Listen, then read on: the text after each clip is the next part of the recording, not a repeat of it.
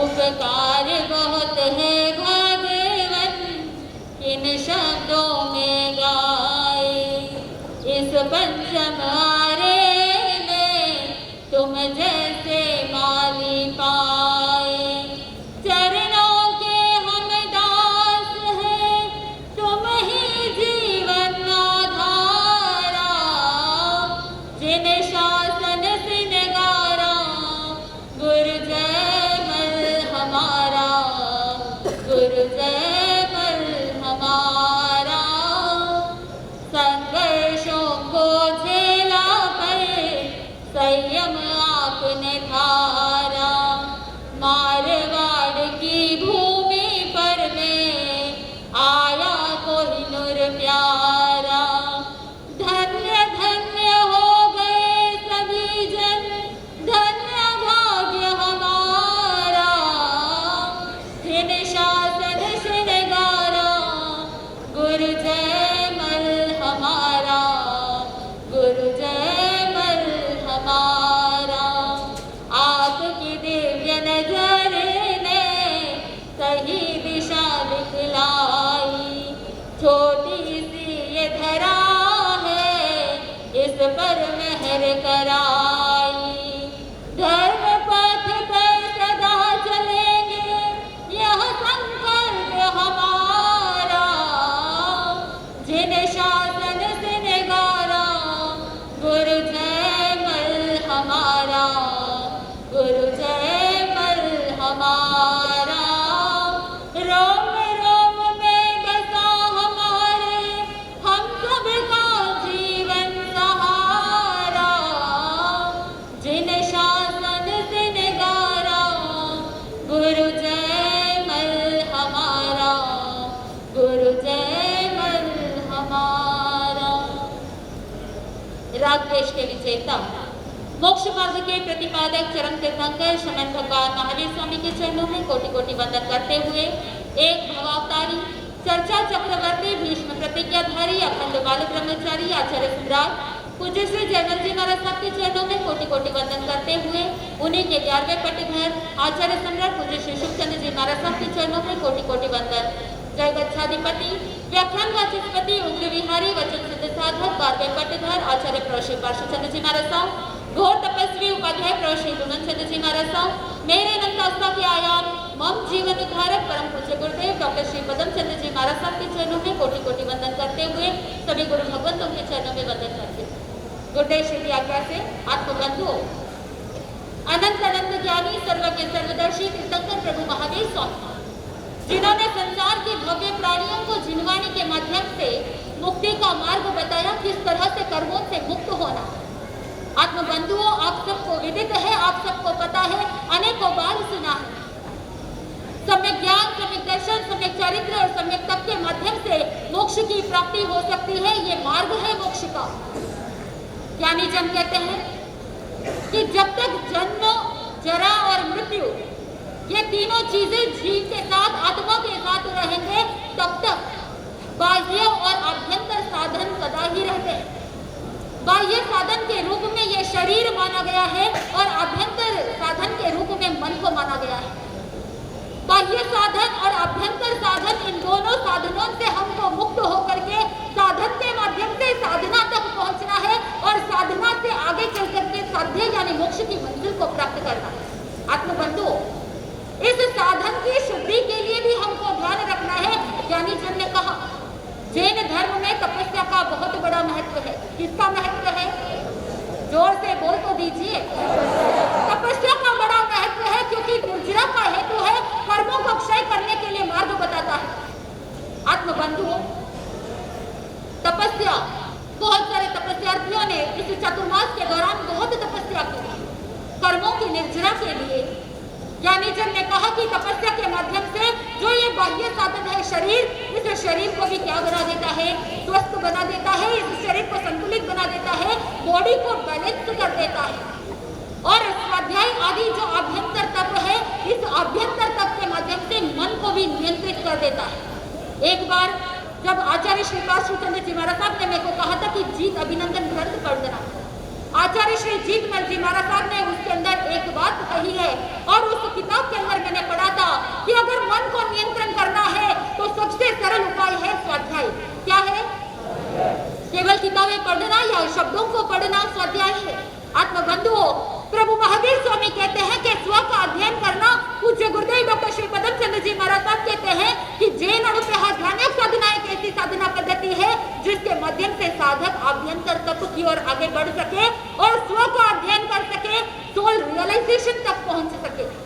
ऐसे महान पुरुष, ऐसे गुरु भगवंतों का सानिध्य हमको प्राप्त हो रहा है। हम सब बहुत पुण्यशाली है, भाग्यशाली है कि आज साक्षात मानव के समवचरण की रचना हुई है और साक्षात तीर्थंकर भगवंतों के रिप्रेजेंटेटिव गुरु भगवंत यहाँ पर विराजमान है। हम सबका अहो भाग्य है कि हम गुरु भगवंतों की वाणी को सुनेंगे। आत्मबंधु, जो बाह्य तप कर सकता है वो भी अपनी आत्मा को निर्मल, विशुद्ध और उज्जवल बना सकता है, लेकिन जो बाह्य तप नहीं कर पाता है वो क्या कर सकता है? गुरु सेवा कर सकता है, स्वाध्याय कर सकता है, ध्यान कर सकता है, प्रायश्चित कर सकता है। आत्मबंधुओं, अपने कर्मों के रज को दूर करने के लिए प्रयास कर सकता है। बॉडी को क्लीन करने के लिए क्या चाहिए? साबुन चाहिए, सोप से बॉडी क्लीन हो सकती है। क्लॉथ्स, कपड़ों को क्लीन करने के लिए डिटर्जेंट की आवश्यकता हो सकती है। सुनार, सोने को अगर शुद्ध करना चाहता है तो वो क्या करेगा? तेजाब का उपयोग करेगा, केमिकल्स का उपयोग करेगा ताकि सोने को क्या कर सके? शुद्ध कर सके। आत्मबंधु, बॉडी को क्लीन करने के लिए आपने साधन इकट्ठे कर लिए, कपड़े को क्लीन करने के लिए साधन इकट्ठे कर लिए, सोना चांदी आदि को शुद्ध बनाने के लिए आपने टूल्स उपयोग में ले लिए, लेकिन इस आत्मा का क्या? इस आत्मा को विशुद्ध कैसे बनाया जाए? आत्मा को क्लेंजिंग कैसे किया जाए? How will you clean your body, how will you clean your mind? ये सब चीजें आपने ध्यान रखी। How about the soul? इस आत्मा को क्या करेंगे? इस आत्मा की शुद्धि कैसे होगी? इसलिए गुरु भगवंतों ने हमको एक सूत्र दिया, तप। संस्कृत के अंदर तप धातु से बना ये शब्द, जिसके दो अर्थ है, एक है तपना और दूसरा है प्रकाश देना।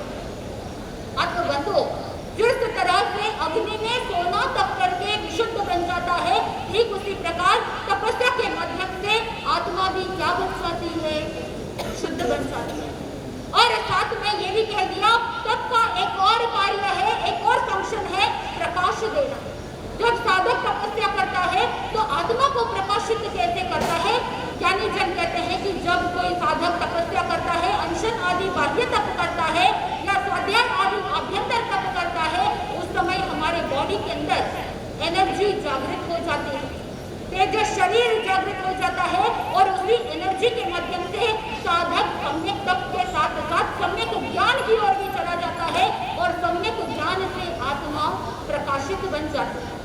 हम सब यहाँ पर 3 दिवसीय जल जन्मोत्सव कार्यक्रम के लिए एकत्रित हुए हैं, तो ऐसे युग पुरुष, युग प्रधान, एक भवावतारी, चर्चा चक्रवर्ती और चर्चाओं के अंदर इतने सारे उनको उपाधियां मिली है, ऐसे सारे टाइटल्स मिले हैं, चाहे वो चारित्र चूड़ामणि हो, चाहे वादी मर्दक हो, ऐसे बहुत सारे टाइटल्स उनको मिले हैं। लेकिन ज्ञानी जन कहते हैं कि मात्र एक प्रवचन सुन के जिन्होंने संयम के दहलीज पर कदम रख लिया और उन्होंने प्रथम दीक्षा लेते ही संकल्प किया, क्योंकि संकल्प के धनी थे, ऐसा संकल्प कि जब तक गुरु की छत्र छाया रहेगी तब तक मैं क्या करूंगा?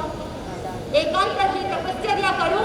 बहुत से लोग यहाँ पर भी एकांतर की तपस्या करते हैं, लेकिन हम आपको बता दें कि एक दिन उपवास करना और दूसरे दिन पारणा करना, और अगर पारने के दिन 5 तिथियां आ जाती है तो उसमें 5 हृदय का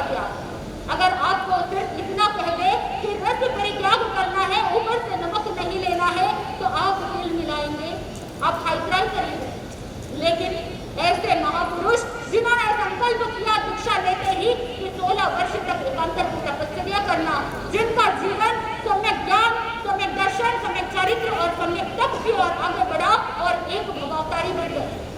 दीक्षा लेते ही उन्होंने मन के अंदर लक्ष्य बना लिया, टारगेट बना लिया, गोल बना लिया। उनका एक एम्बिशन था कि मुझे जन्म जरा मृत्यु के दुख से ऊपर उठना है और अपनी आत्मा को परमात्मा की ओर आगे बढ़ाना है। यहाँ पर कितने लोग ऐसे हैं जो मन के अंदर ये चिंतन करते हैं कि मैं अपनी आत्मा को क्या बनाऊं? बहुत कम लोग ऐसे होंगे, क्योंकि भगवान ने कहा कि जिनवाणी श्रवण करना भी दुर्लभ है और जिनवाणी श्रवण करने के बाद उस पर श्रद्धा प्रतिष्ठा करना और सम्यक पराक्रम करना भी क्या है? दुर्लभ है। तो यहाँ पर कितने लोग ऐसे हैं जो वास्तव के अंदर मन के अंदर ऐसा चिंतन करते हैं कि मेरी आत्मा अनंत काल से जन्म जरा मृत्यु के दुख को झेलती आई है। आज इस जय दरबार के अंदर बैठे हैं तो आज गुरु भगवंतों के सानिध्य में मैं संकल्प करूं कि मैं क्या करूं, अपनी आत्मा को एक कदम आगे बढ़ा करके क्या करूं? खाते से बोल तो दीजिए, भावना तो भा सकते हैं। जिस दिन चारित्र मोहनीय कर्मों का क्षय होगा, जिस दिन कर्मों का क्षय होगा, अपने आप क्या करेंगे? यहाँ से उठ करके गुरु भगवंतों के सानिध्य में चले जाएंगे, भाटे से पाटे पर पहुंच जाएंगे। आत्मबंधुओं, आचार्य श्री जयमल जी महाराज साहब संयम अंगीकार करते ही उन्होंने संकल्प किया कि मुझे अपनी आत्मा को जन्म जरा मृत्यु से, इस दुख से, इस श्रृंखला से मुक्त होना है। अनादि काल से इस जीव ने जन्म मरण की श्रृंखला की और उसी समय उन्होंने टारगेट बना लिया और वही टारगेट उन्होंने जीवन पर्यंत तक निभाया। 16 वर्ष तक एकांतर की तपस्या और 16 वर्ष तक बेले बेले पालना। जब उनकी तपस्याओं की लिस्ट सुनते हैं तो रोम खड़े हो जाते हैं, गूज़बम्स आ जाते हैं। सुनने मात्र से ही हमारा रोम पुलकित होता है और मन के अंदर श्रद्धा जागृत होती है कि कैसे महापुरुष जिन्होंने मन के अंदर ये चिंतन किया कि संयम अंगीकार करने के बाद मेरा एक एम्बिशन है।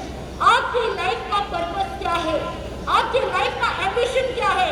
जिस तरह से जयमल जी महाराज साहब ने आपके लाइफ का एम्बिशन बनाया, आप अपने जीवन का पर्पस चिंतन कीजिए। आपकी लाइफ का पर्पस क्या है? आप जैन कुल में जन्मे, आर्य क्षेत्र में जन्मे, उत्तम कुल की प्राप्ति हुई, गुरु भगवंतों का सानिध्य मिला। आपका टारगेट क्या है? आप क्या करना चाहते हैं? क्या ऐसे ही जैसे पशु भी जीते हैं, खाते हैं, पीते हैं, मौज मस्ती करते हैं, या जैसे तैसे चल रहा है आप भी ऐसे ही चलाना चाहते हैं, या आप भी आगे बढ़ करके अपनी आत्मा का कल्याण करना चाहते हैं? आत्मबंधु, उस महापुरुष ने कितनी सारी तपस्या की, जहाँ पर लिस्ट अगर देखा जाए तो 2 वर्ष तक तेले पढ़ना, 3 वर्ष तक 5 के पढ़ने, 5, 10, 20 मास खमन, 10 द्विमास खमन। वर्धमान आयन बिल्डअप, 90 दिन की अभिग्रह युक्त तपस्या और साथ में कहते हैं कि जिन्होंने 40 अठाइयों की, आत्मबंधुओं कितनी सारी तपस्या, जिन्होंने एक 84 तक, एक 6 तक, ऐसे अनेक तपस्या की। और जब यतियों से चर्चा होती तो पहले ही संकल्प कर लेते कि जब तक विजय की प्राप्ति न हो तब तक मैं अन्न जल का त्याग करूं। जिनका जीवन तपमय था, तो जब किसी का जीवन तपमय हो जाता है तो आत्मा तो कुंदन होनी ही है और कर्मों के वृंद कट जाते हैं। आत्मबंधुओं, ऐसे महान विभूति आचार्य सम्राट पूज्य श्री जयमल जी महाराज साहब ने जब दीक्षा ली और दीक्षा लेने के बाद जो प्रथम चतुर्मास और उस प्रथम चतुर्मास के अंदर मात्र 1 प्रहर में, मात्र 3 घंटे के अंदर 5 आगम कंठस्थ करनी है और उसी 1 साल में पहले चतुर्मास के अंदर 11 आगम कंठस्थ किए और मात्र 3 वर्ष में 32 आगम कंठस्थ कर दिए। सम्यक तप ही आपको मैं बता रही थी कि सम्यक तप के साथ साथ आगमकार कहते हैं कि तप से आत्मा को तपाना है और साथ में ज्ञान के माध्यम से आत्मा को प्रकाशित करना है। तो आचार्य सम्राट पूज्य श्री जयमल जी महाराज साहब ने अपनी आत्मा को प्रकाशित किया। किस तरह से? मात्र 3 वर्ष में 32 आगम कंठस्थ किए। सिर्फ आगम ही नहीं और भी अन्य ग्रंथों का भी अध्ययन किया, अन्य मत के श्रुति स्मृति न्याय दर्शन आदि अनेक ग्रंथों का अध्ययन करते हुए अपनी आत्मा को भावित किया और साथ में उस ज्ञान को सिर्फ उनके तक ही नहीं सीमित रखा। आज मारवाड़ की धरती पर जितने भी स्थानक समाज के साधु संत है, उन सबको क्षेत्र विचरण करने के लिए अगर कोई क्षेत्र ओपन हुए हैं तो इसके कारण से आचार्य सम्राट पूज्य श्री जयमल जी महाराज साहब के कारण है। आज हम सब बहुत आराम से आगमों का अध्ययन कर पा रहे हैं, बहुत आराम से गुरु भगवंतों के सानिध्य में धर्म दर्शन को समझ पा रहे हैं, तो उसके पीछे किसकी कृपा है? जोर से बोल तो दीजिए, गुरु का नाम लेने में आपको इतना आचार्य श्री जयमल जी महाराज साहब की कृपा हुई, तब जाकर के हम सब आराम से क्या कर पा रहे हैं? आगम अध्ययन कर पा रहे हैं, गुरु भगवंतों की वाणी को सुन पा रहे हैं। तो आज हम आचार्य सम्राट पूज्य श्री जयमल जी महाराज साहब का 3 दिवसीय जय जन्मोत्सव मना रहे हैं, तो हमारे जीवन में भी क्या हो? तप हो, ज्ञान हो, दर्शन की विशुद्धि हो, गुरु भगवंतों के प्रति श्रद्धा भाव हो। आत्मबंधुओं, तपस्या करते हैं तो आप भी एक लक्ष्य बनाइए कि ऐसा लक्ष्य कि मुझे अपनी आत्मा को तपाना है, अपनी आत्मा को पवित्र करना है, और साथ में तपस्या वो जिसके साथ पूज्य गुरुदेव डॉक्टर श्री पदम चंद्र जी महाराज साहब अनेकों बार कहते हैं कि तपस्या वो है जिसके साथ जप हो, साधना हो, धर्म आराधना हो, त्याग हो, संबर हो, सामायिक हो, संकर हो, कौशल हो, दया हो, वही वास्तव के अंदर सच्चाता है। तपस्या के महत्व को समझने के लिए 3 शब्दों को समझना होगा, तप, ताप और संताप। ताप का मतलब क्या है? जो मात्र तप के नाम से अज्ञान और कषाय के कारण से स्वयं को भी और दूसरों को भी क्लेशित करे, वो क्या है? ताप है। जैसे चक्रवर्ती 6 खंड को साधने के लिए अथक तप करते हैं, लेकिन वो आत्मा का कोई लक्ष्य नहीं है। दूसरा है संताप। ज्ञानी जन कहते हैं कि जहां पर अंधकार है, मोह है और अपमान आदि के कारण से जो व्यक्ति अपने आप को नुकसान पहुंचाता है, वो क्या है? संताप। सच्चा तप तो वही है जहां पर विषय, कषाय और आहार का कंट्रोल हो, निग्रहित हो, वही वास्तव के अंदर तप है। तो आप सभी तपस्या के महत्व को जानते हैं। आज तपस्यार्थियों का यहाँ पर बहुमान भी होने वाला है, लेकिन साथ में आपको एक शुभ संकल्प लेना है कि मुझे मेरे जीवन के लक्ष्य को प्राप्त करने के लिए सबसे पहले लक्ष्य को निर्धारित करना होगा। जिस तरह से आचार्य सम्राट पूज्य श्री जयमल जी महाराज साहब ने अपने जीवन का लक्ष्य निर्धारित किया, जिन शासन की प्रभावना के लिए जिन शासन में 4 चांद लगाए और क्षेत्र खोले, जिसकी वजह से हम सब धर्म आराधना कर पा रहे हैं, तो ऐसे महापुरुष को स्मरण करते हुए, उनकी कृपा को समझते हुए श्रद्धा समर्पण भाव को जागृत करना है। गुरु भगवंतों के प्रति भी श्रद्धा समर्पणता का भाव जागृत करना है, और जो साधक गुरु भगवंतों के प्रति समर्पित हो जाता है, उसके जीवन के अंदर मार्गदर्शन स्वतः ही प्राप्त होता रहेगा। जब गुरु का वरद हस्त हो तो फिर आपको ज्यादा ताकत लगाने की जरूरत है क्या? नहीं है। मन के अंदर मात्र एक भाव, मेरी भक्ति गुरु की शक्ति। क्या है? मेरी भक्ति गुरु की शक्ति।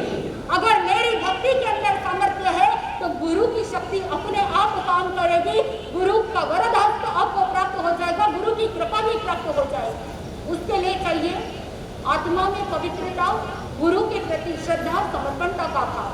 तो इस 3 दिवसीय कार्यक्रम के अंदर आज आपको एक नया संकल्प लेना है कि मैं अपने आप को गुरु भगवंतों के प्रति समर्पित करती हूँ, और साथ में क्या चिंतन करना है? आचार्य श्री जयमल जी महाराज साहब का उपकार हमेशा याद रखूंगा। ये भाव हमेशा रखते हुए अगर हम आगे बढ़ेंगे, जीवन में ज्ञान दर्शन चरित्र सबको और ज्यादा निर्मल बनाएंगे, तो आत्मा को आनंद की प्राप्ति होगी। इसी मंगल भावना के साथ मैं अपने शब्दों को विराम